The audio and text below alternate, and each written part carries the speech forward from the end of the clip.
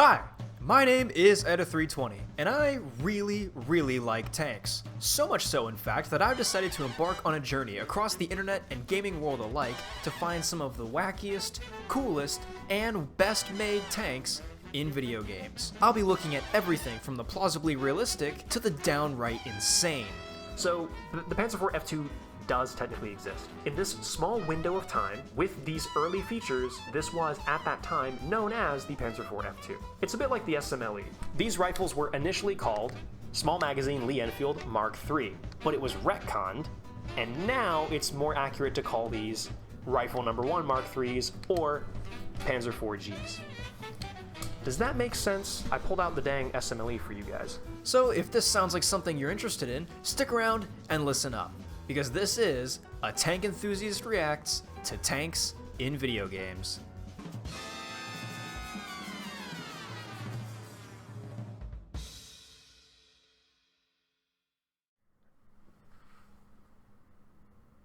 Nope, that's staying on. Hello ladies and gentlemen of the World Wide Web, my name is Eda320 and welcome to another episode of Tank Enthusiast Reacts. As you can tell by the title, today we're going to be taking another look at War Thunder.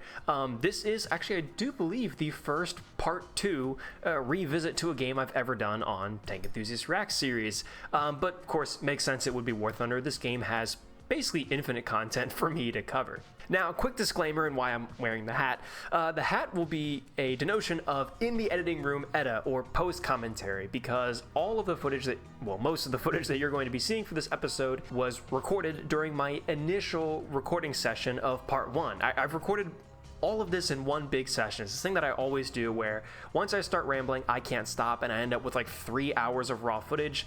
And to me, all of it's important, so I really have a hard time cutting things together and figuring out what should be what. I mentioned it in part 1, but I had to cut out a lot of things, and part 1 was all the America special, all about the American tanks. Now this part is going to be basically everything else that I recorded on that day, and actually including a couple more American tanks. But yeah, I'm recording this while I'm getting ready to finish up this video and export it, so I also want to say that you'll see me pop in a couple more times just for any other corrections that I might have. Otherwise, it's same old, same old. Enjoy the video. Thank you so much for watching. Subscribe, leave a like, join the Patreon, do all that fun YouTube stuff. I know people will say, like, why are you asking me to sub and join the Patreon? I haven't even watched the video. Fair. Watch the video, make your own decision. I just like to make sure it's said, because I know I'm going to forget. Anyways, let's jump into the reaction. I hate to take up too much time in the intro. A little disclaimer that we are first going to start back with the end of what I filmed in the American tech tree, so these first couple tanks are going to be American stuff again, and then we move into the non-American stuff. So that's it for me. Enjoy the nerding.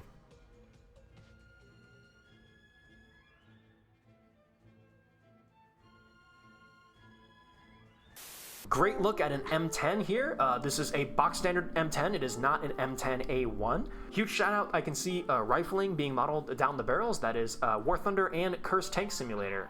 Also go through the effort of modeling rifling down your barrels. Very cool. Obviously this being an M10 and not an M10A1, this has the twin diesel. The M10 was obviously a stopgap vehicle for America as a tank destroyer. It was a stopgap after a stopgap, which is after another stopgap. You start out with the M3 GMC half tracks, and then as I cover in my video series on the M3 Lee, they start trying to mount tank destroyer guns onto medium tank chassis. These end up with the T-24 and the T-40, most notably, although there were other attempts. None of those really worked. It's not until development starts on the Sherman that the idea of mounting a tank destroyer gun to a medium tank chassis, instead of thinking about the M3, now we're thinking about the M4, and that's where things like the M10 come out of. As a result of this, I do believe that just quite simply the M4A3, the 4GAA engine used in the M4A3 Sherman, was not around at the time. So when they're developing the M10, from America's perspective of, all right, America's thinking, what engines do we have? We've got the radial, we've got the twin diesel, and we've got the Chrysler multibank. Of those three, it's kind of obvious America chooses that the best one is the M4A2, the twin diesel engine. There's only one problem. it uses diesel fuel. And also in 1942, America makes the decision that we're going to standardize on gas fuel going forwards. So yay, now they have to find another engine. And of course, that's the 4GAA. And then obviously once the 4GAA becomes a thing, they develop the M10A1, which is just the M10, but with the 4GAA. Because now the idea is this is the engine that we actually really truly want in the Sherman going forward.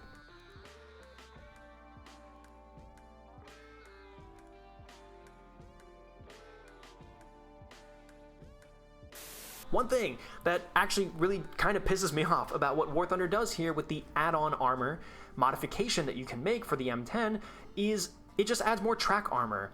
When you see on the M10, the front of the M10, the sides of the M10, there are these bars with little pegs in them. These are mounts from the factory applique removable armor. The whole point of American tank destroyer doctrine was we want speed, right? So in order to have a medium tank chassis meet the mobility requirements of tank destroyer doctrine, the idea was reduce the armor. But of course, because the Army wants everything without sacrificing anything, the Army said, okay, look, we'll give the M10 the reduced armor profile, so it's lighter, so it's faster. However, if the troops so desire, if the extra protection is needed, we will incorporate factory approved and designed method of bolting on extra armor plates to get more armor out of the tank if you really feel like you need it. And they did, and there's not many, but there are photos out there of these applique armor packages being used. So it definitely existed. So the fact that the M10 literally has provision for an applique armor package, and War Thunder just throw on track armor anyways, and they throw track armor in the spots and on the brackets where the applique armor is supposed to be, like that. Such a missed opportunity. That pisses me off to no end. That they literally, this is the one tank like in the whole game. It's just unfortunate, in my opinion. And as far as I know, any future game developers out there, I have a challenge for you. As far as I know, not a single video game has ever actually modeled the M10 with these applique armor packages. Every version of the M10 ever modeled in a video game that I know of omits the add-on armor.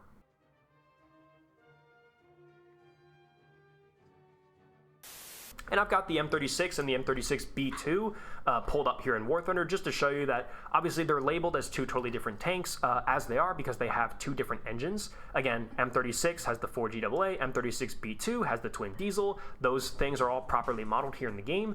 But a lot of these external features like the sheet metal roof and the muzzle brake and things like that, we might think like, oh yeah, sheet metal roof, muzzle brake.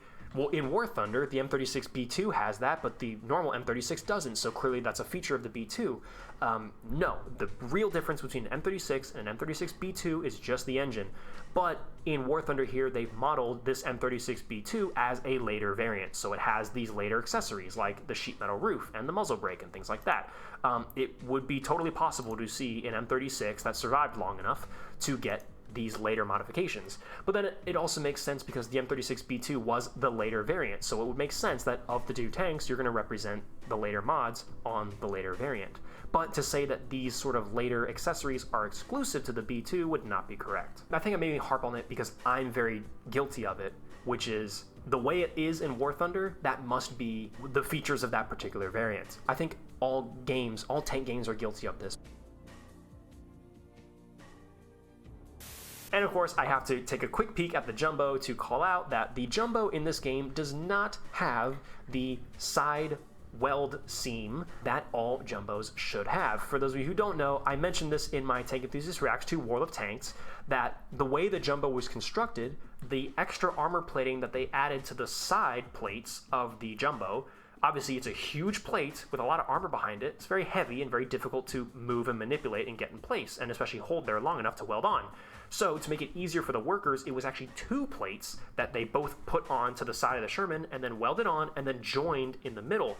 So every single Jumbo ever made, ever built, all 250 of them, should have that scar. War Thunder does not have that scar, which is incorrect. For as much as I've been harping about how great the models are in this game, the Jumbo here has that one deficiency. Otherwise, it's great. Otherwise, it's like basically perfect for a Jumbo. That's honestly the only thing I can really call out here. But shout out to that one guy on Reddit who made a post saying, "No side weld seam. This game is literally unplayable."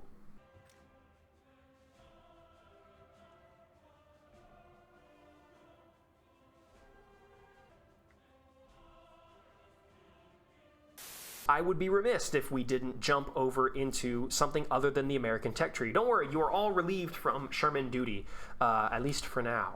These are great models of T-34s. Again, like, I don't know the T-34 quite as well as I do the Sherman, but I know the big features. I mean, these early models, it's really cool that they have the 1940, 1941, 1942 variants represented here. It's important to know that the Soviets never actually really denoted in documentation. Like, there was never really a T-34 1940 and T-34 1941, T-34 1942. Like, those names are not of the period, and they are not official military writings. The historians have given them those names. Modelers have given those names. You actually find that a lot of our terminology for tanks nowadays, there's a decent chunk of it that comes from modeling communities and model makers that create these shorthands for things. And a lot of times these historians, who oftentimes are actually probably model makers themselves, sort of end up taking them too. But it's a decently accurate thing to say that, yeah, there's like a 1940 variant of the T-34. It gets muddy because it's a lot like the German designations. Ausführung B, Ausführung C, Ausführung D of a Panzer. It does not describe the features. It describes the production batch that it was made in. A late model Ausführung B Panzer IV can be identical to an early model Ausführung C Panzer IV.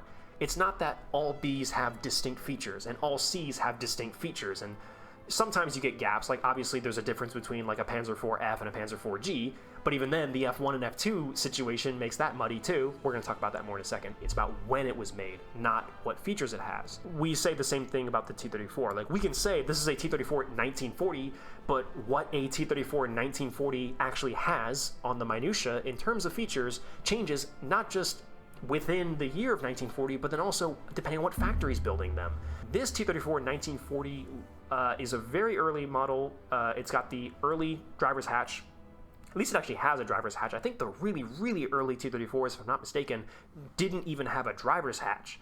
That may have just been like the A-34 prototypes and things. I'll have to look back into that. But at the very least, we have the L-11 gun, which was the initial gun that the T-34 shipped with. Fun fact, the Soviets hated the L-11. In fact, they hated it so much that while they were waiting for the F-34 to be sorted out, they were waiting so long for that to happen that they literally wrote, "We're prepared to build T-34s with the old 45mm gun. Instead of this piece of shit L-11, we are willing to go down in caliber to the 45, to a gun that we actually know is reliable and works and won't injure the operators." Thankfully, the F-34 got sorted, I think March of 1941, I think, something like that. So you could have a 1941 T-34 with the L-11. So again, like what I said earlier about how War Thunder, you shouldn't just take a tank and be like, oh, like, this is de facto the features of a 1940 T-34.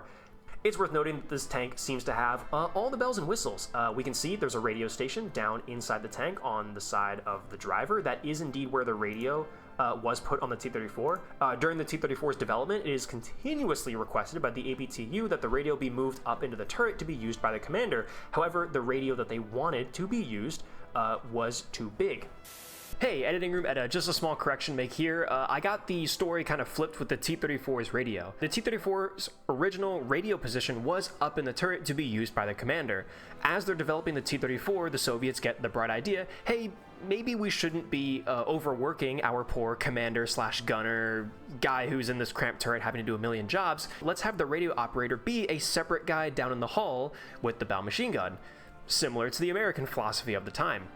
Actually, the exact same philosophy as the Americans at the time. We want the radio to be moved down into the hull, but the sloped sides of the T-34's hull and the bulkiness of the radio both meant that they had a lot of trouble doing that, and also they'd have to develop an antenna bracket to be mounted onto the side of the hull that would house the radio, and even that proved to be an issue. Eventually they get it to work, but they have to split the receiver and transmitter. They can't have them together like on the German system or most other systems.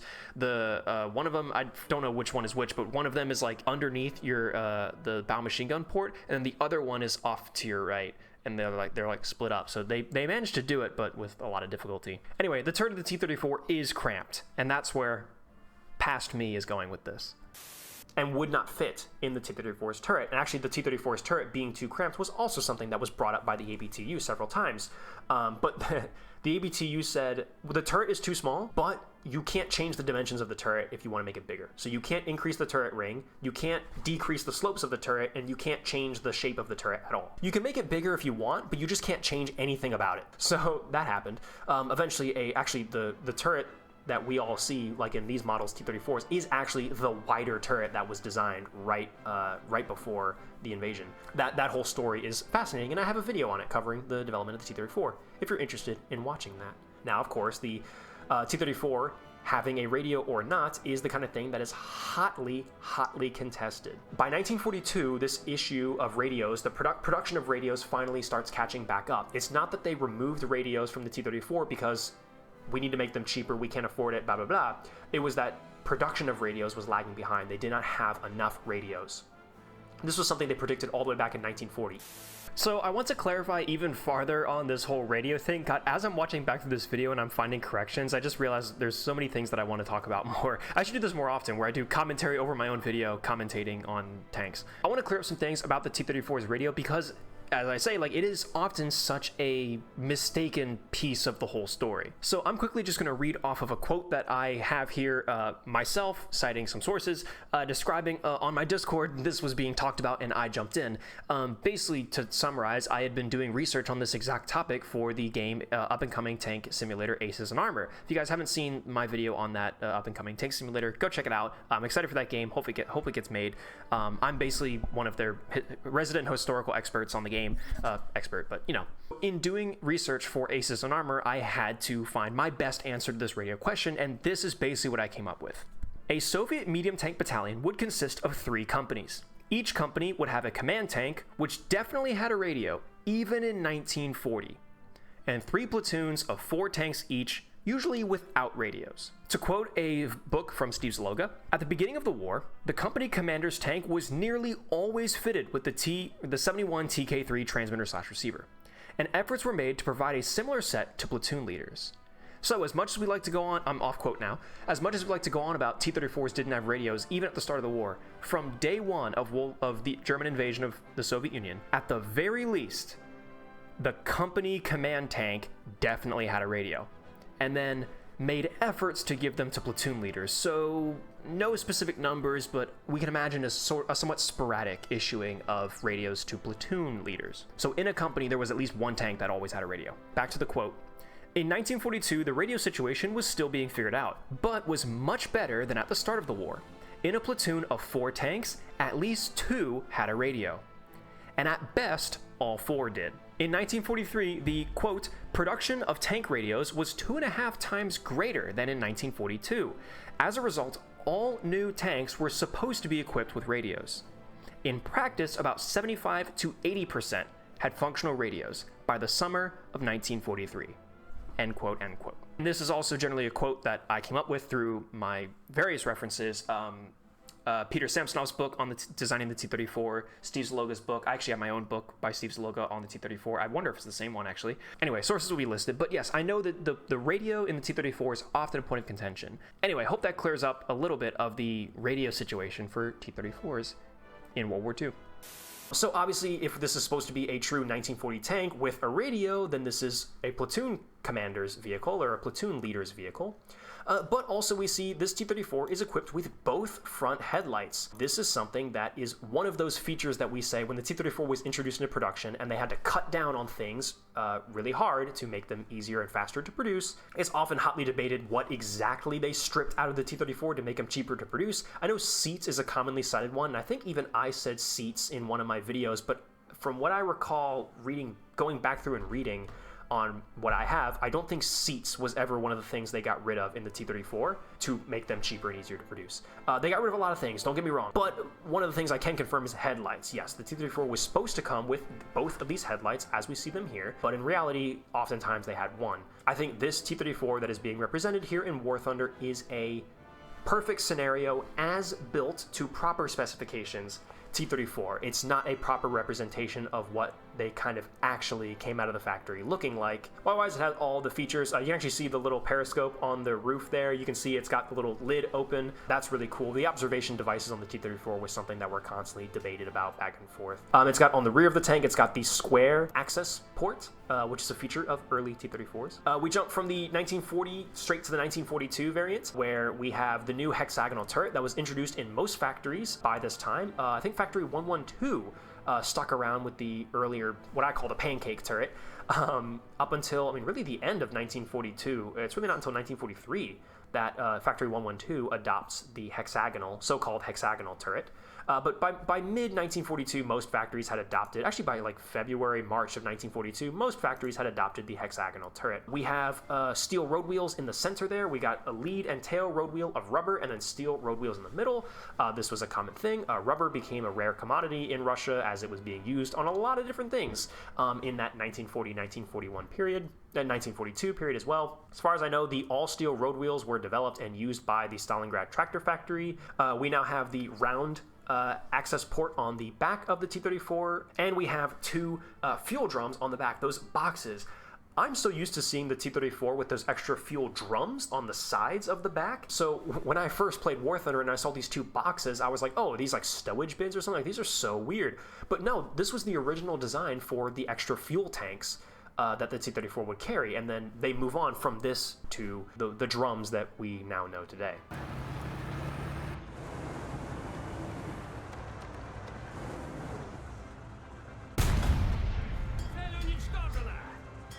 And of course, I really wanted to do a driving demonstration with the T-34. First of all, I don't know why I didn't mention it earlier, but the sound effects in this game are incredible as well. More glazing of War Thunder in terms of visual and audio details. Especially the T-34's engine. I think it's hard to mess up, but still, it just sounds so iconic, and it sounds so amazing. And here, a little demonstration of the T-34 doing a zero turn. The T-34 was completely capable of pulling off these maneuvers. You had a standard clutch braking system, so you'd pull on the tiller and the track would go limp, and then if you pulled further, you engaged the brake and actually froze the track. You can actually see when I'm reversing there for a minute, you can kind of get a sense of pulling the tiller to release the track, but not engage the brakes, where you see I'm turning and that left track is still spinning, but it's kind of limp. It's only spinning because being sort of dragged by the ground. But that's a traditional clutch brake steering system, and the T-34 was equipped with it. I think another thing that also made the T-34 so difficult to drive was the fact that the T-34 was originally designed to use a pneumatic steering system, but they cut it out actually pretty early. They cut out the pneumatic steering in the T-34 before Operation Barbarossa even. So the T-34 was already being made a cheaper tank to build before the invasion even began. So then when they made it even cheaper during the invasion, it got bad. But obviously if you design a tank to have pneumatically assisted steering and then you take it away, now you got to pull those tillers a lot harder than you probably were supposed to. And then when you factor in the gearboxes and the steering mechanisms being made to poor quality initially, the T-34 was a nightmare to drive. But it was very maneuverable and it could turn on a dime.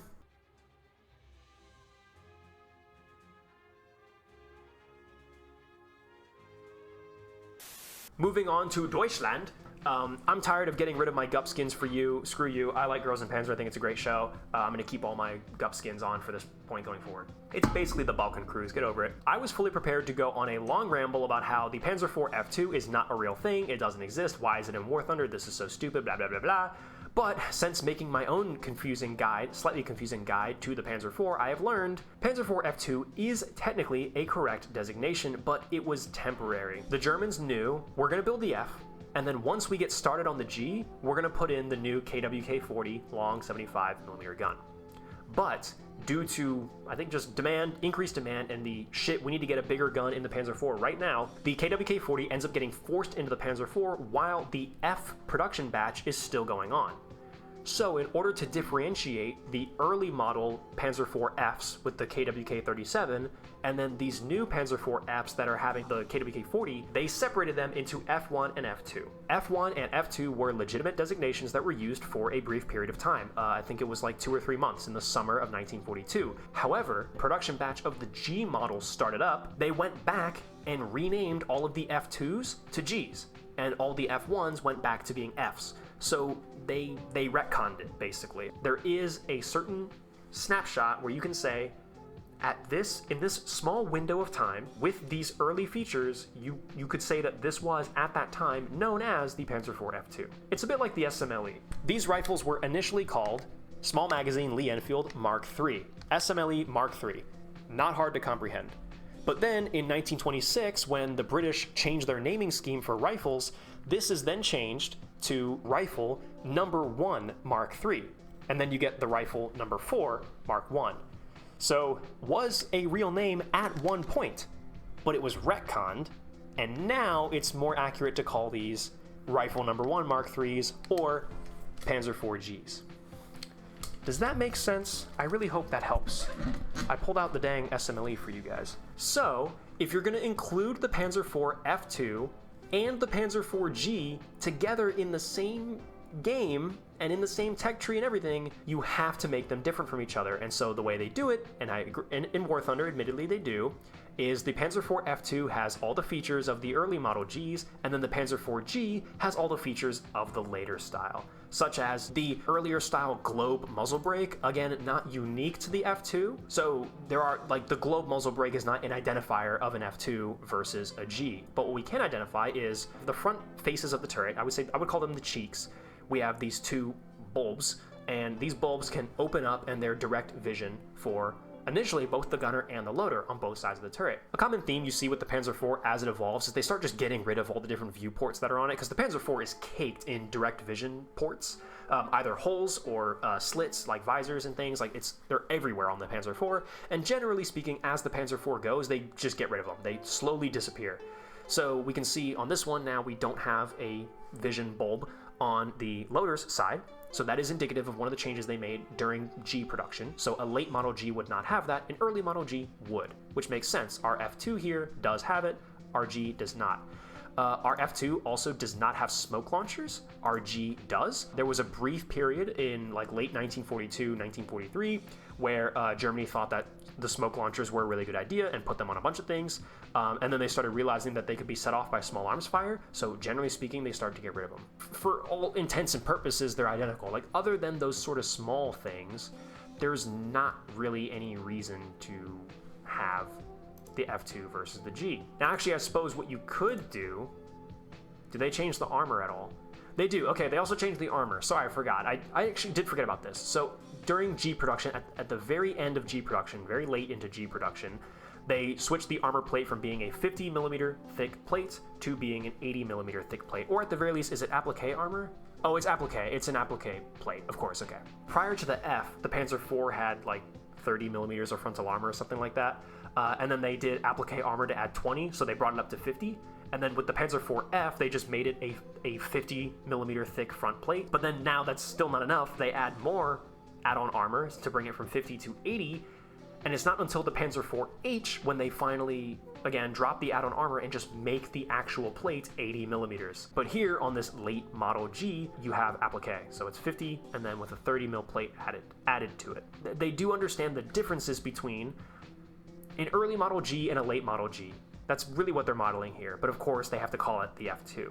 Other than that, to talk about the game, the models are great. There's no serious modeling mistakes. They have all the correct, actually, they have the correct changes in sprocket and idler wheel to go from the fabricated idler to the cast idler. And then we move to the H, which now we have the Schützen added. This is Schützen Series 1, so this is the first model of Schützen. Yes, there are different kinds of Schützen. It's Series 1, you can tell because the plates sit on the side of the tank vertically. It was found that driving up against brush and trees and things along the road, the Schützen actually had a tendency to fall off.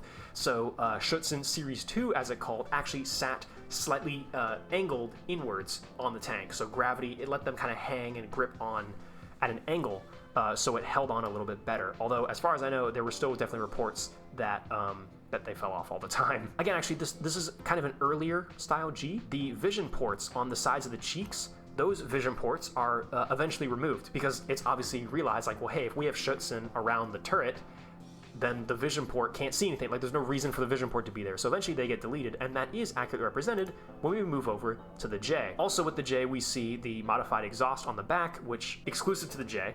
Although the early Model Js still had the Panzer IV style exhaust, so every single time you see this exhaust, it is a J, but not every J had this exhaust. Again, I've got a video breaking down Panzer IV. Go watch it.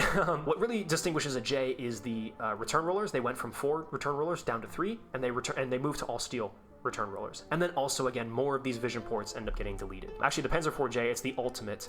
There are like no vision ports except for the ones that need to be there. Even the ones, now we've removed the vision ports that are on the side of the drivers, of the superstructure hull on the driver and the bow gunner's side, and then we've removed the ones on the side of the turret as well. Also on this Panzer IV, weirdly enough, in the X-ray view, the radio is in the wrong place.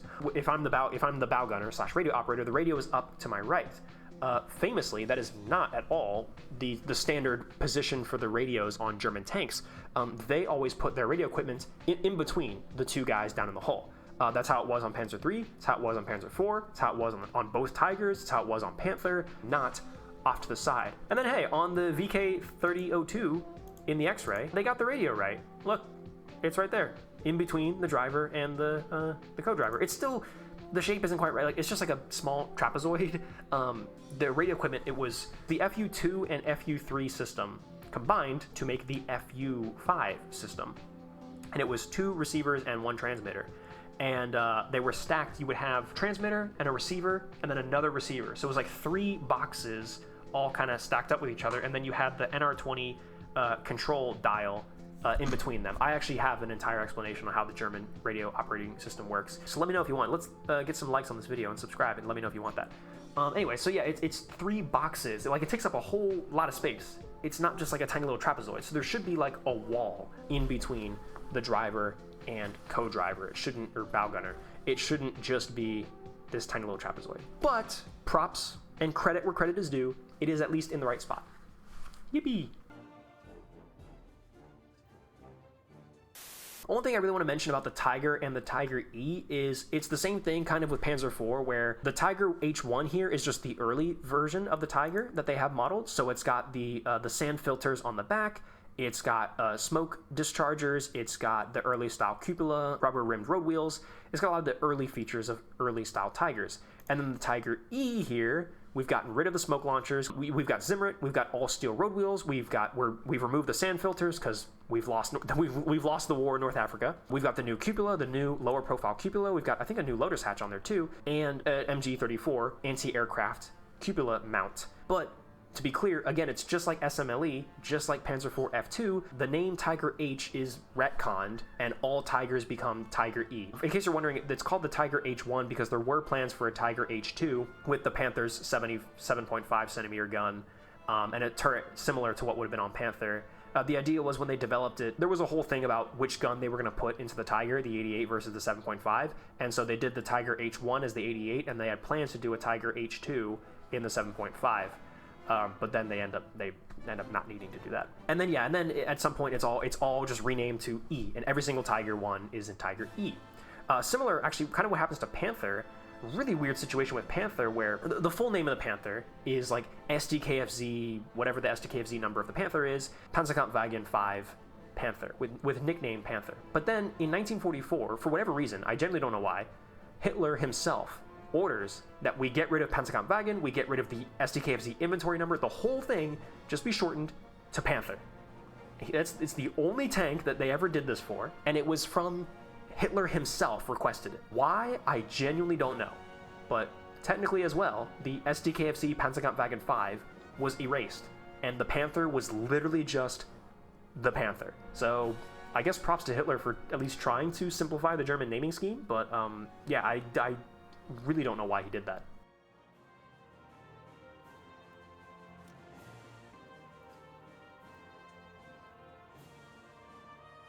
Okay, I can't let you go quite yet. We're not done talking about Shermans because this is a Sherman that I actually was really confused by in this game, and I had to talk about it. And I had to do a little research on it to make sure that what I said was accurate. So, the Swedish Sherman, the Sherman 3/4. This tank is really weird. So, Sweden received a couple of Shermans for testing after World War II, specifically from the British. An M4A1, so a Sherman 2, an M4A2, so a Sherman 3, a Sherman 5, so an M4A4, and they received a M4 105, so a Sherman 1, but with the 105mm gun, which I think would have been B.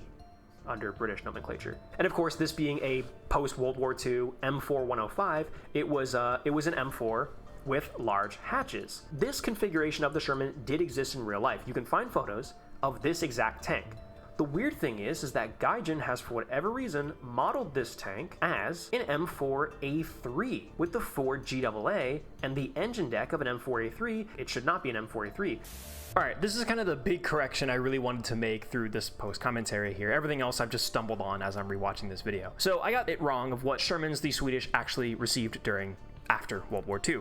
They did not receive an M4A1, actually. They received an M4 105, an M4A2, and an M4A4. Where the confusion comes from is in documentation, the Swedish accidentally referred to the M4 105 as a Sherman II, which under British nomenclature is the M4A1. For those who don't know, the British nomenclature for Shermans is they just took where America went M4, M4A1, M4A2, M4A3, M4A4, the British just went Sherman 1, Sherman 2, Sherman 3, Sherman 4, Sherman 5. To be honest, logically, the British naming scheme actually makes more sense. The reason for them probably making this mistake is because they both have radial engines, so to them it was sort of a Sherman is Sherman. Now what ends up happening is they take that turret from the M4A2 and plonk it onto the M4 105, and they test that. And that's where these photos come from. But once again, the Swedish just can't seem to properly identify this M4 105 hull, because then during those tests, they referred to it as a Sherman 4.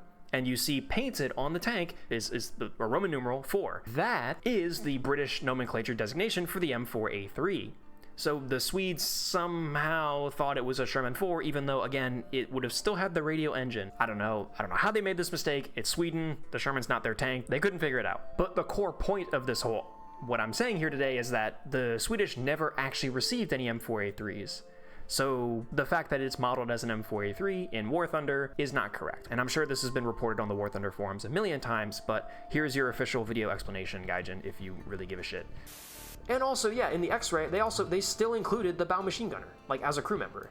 Although I can excuse that in this video game in War Thunder, because part of the mechanics of War Thunder is to kill a tank, you have to kill all the crew members. Having this extra crew guy to man some other position in your tank if one of your crew members dies, in the video game, makes a lot of sense and is useful. So even if they omitted the bow gun, I understand why they still put a guy there. Because it's not like this is a Firefly where they literally replaced the position with an ammo rack, so it's physically impossible to do that. Although, for all I know, on this Swedish tank, maybe they did. Maybe they did replace the bow gun with an ammo rack. I don't know. Anyways, that's, I think, gonna do it for me. I have been recording for 2 hours and 48 minutes. God help me making this into a cohesive video. Maybe I'll separate it into 2 parts, I don't know. But hopefully you enjoyed this episode of Tank Enthusiast Reacts to War Thunder. It was a big one, and we really only covered the big major tanks of all the big major nations. Obviously, there is so much room, and I could probably milk War Thunder dry for Tank Enthusiast content, Tank Enthusiast Reacts content. There's just literally so much here. I pretty much have every tank I could ever want to do a little ramble on. So we'll see what I end up doing with this in the aftermath. But for now, I just want to say thank you for watching this episode. And if you like what you saw, leave a like and subscribe and hang out more on my channel and join my Discord where you can talk to fellow tank enthusiasts. My name is Ed320. I'm a guy who really, really likes tanks for some reason, and I hope to see you in my next video. Markiplier, bye-bye. I don't even have an intro. I don't even have a creative outro. I can't even do an outro. I'm hopeless. There's no hope for me, truly.